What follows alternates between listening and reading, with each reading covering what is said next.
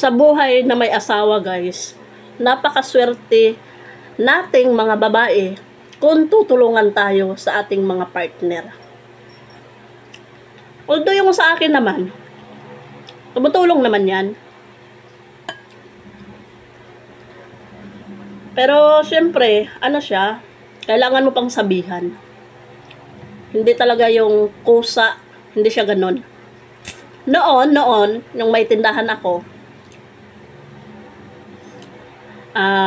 obligado siyang maglaba kapag wala siyang pasok. Kasi ako nasa tindahan eh. Papiliin ko ba siya, laba ka or ikaw sa tindahan? Ginaganyan ko siya. Naglalaba siya. Nung may tindahan ako. Ngayon kasi parang nakakahiya naman kasi na magkikisuyo tayo, di ba? Kahit may nararamdaman tayo, guys. Parang nakakahiya makikisuyo. Sa totoo lang. Kasi wala kasi siyang wala siyang kusa ba? Kumbaga siguro rason din yan, hindi naman kasi niya trabaho, di ba?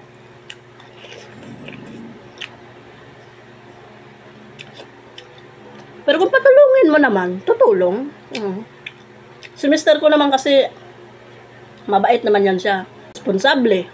Ganyan. Sabihin mo lang kung kailangan mo ng tulong niya. Ganon. Tayo kasi, ako minsan, lalo na pag gagana yung pagkasaltik ko, kahit di ko na kaya, kinaya ko. Ganyan ako. Kaya, di ko kakailangan yung tulong niya. Kasi siyempre, mayabang din tayo. Mayabang ako.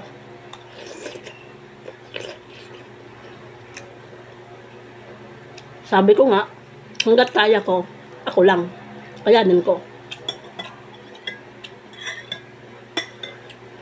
Pero pag time na, guys, na punong-puno na ako, tapos kunyari may inutos ako sa kanya, katulad nitong itong kurtina namin na nilalagay kasi namin, hindi dapat lagyan ng kurtina yung pinto kasi maliit lang. Pero dahil sa aircon, nilalagyan namin para panakip ng maliliit na siwang ba.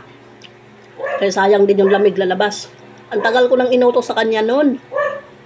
Kasi di naman ako marunong magpupukpok ng dyan. Ay, marunong ako magpukpok. Pero, mahirap siya gawin ba? Mahirap. Ang tagal ko nang inutos sa kanya yun. Nung time na naiinis ako sa kanya, away-away kami, akala ko talaga masira yung aircon. Hinahablot ko ng ganun. Yung tinali namin yung wire ng cable. Hindi pala kayang anuhin yun. Nakatali doon sa may tubo ng aircon pa ganun. Kala ko talaga masira yung aircon na. Galit na galit ako. Ay, talagang inaano ko. Ginupit ko yung hindi nagugupit. Kasi yung loob pala ng is, wire pala talaga yun. Hindi siya magugupit. Hindi rin maiitak. Nag-iitak na ako. Basta siya, tulala siya eh. Sabi ko, ang tagal ko nang inutos. Ako pa ba talaga ang gagawa? Iutos ko ba sa'yo yan kung alam ko gawin? Ganyan. Basta siya para siyang stop-to-way. Wala siyang nasabi na nakatayo as in nagwawala ako eh. Pagkahapunan, ginawa niya ng paraan.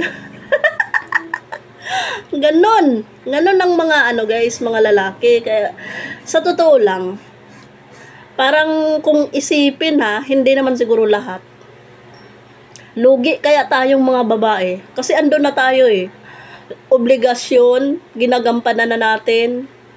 Tapos yung aambag pa tayo. Alam nyo yung, sa bagay, sa panahon kasi natin ngayon, kailangan na nating mag-ambag mga babae.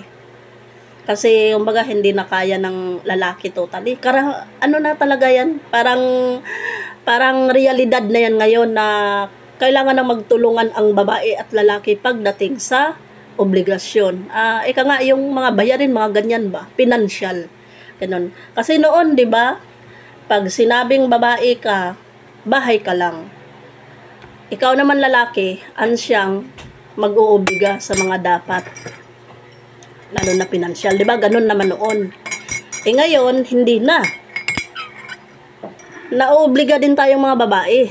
Kaya parang ano kaya, parang lugi, 'di ba? Katulad ko, taong bahay ako, nag-aasikaso ako, naglalaba, naglilinis, ganyan or ano pa man. Tapos pagdating sa mga bayarin, aambag pa ako. Tapos yung lalaki, sa akin, partner ko, 'di ba? Trabaho lang siya. Pagdating dito sa bahay, matutulog, kakain, trabaho. O 'di ba? Ganun lang. Oo. Kaya sabi ko sa kanya, yung kinikita ngayon ha, na. Yung sinasabi ko sa kanya, yung kinikita mo, obligahin mong magbigay sa akin araw-araw. Yan talaga sabi ko sa kanya. Hindi na ako aambag. King inay, namimihasa ka na. Ako, wala akong trabaho, andito lang sa bahay. Pero nagawa kong, isang buwan talaga guys, buong March.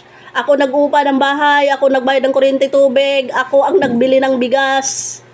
Hindi naman sa pangwewinta yan ha, ng kwenta, ng tag dito, nanunumbat, hindi.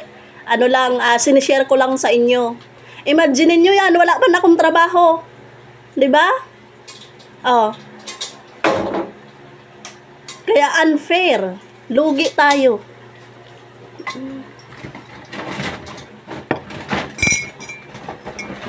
Kaya tayo mga babae guys, huwag kayo matakot na mawalan kayong partner sa buhay. Lalo na kung madiskarte kayo, marunong kayo sa buhay. Hindi kailangan nananakay.